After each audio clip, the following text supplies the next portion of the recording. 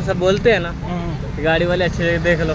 अभी बंदा स्कॉर्पियो से आया था ये रोड पे कौन खरीद रहे हैं, सब बोलते हैं यार कि नहीं जिनके पास गाड़ी है वो जितने जिनके पास पैसा हो उतना लुच्चा होता है इंसान। सही बात है ना, ये सही बात है।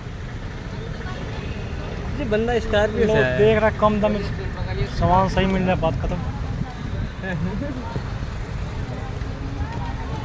हो गया।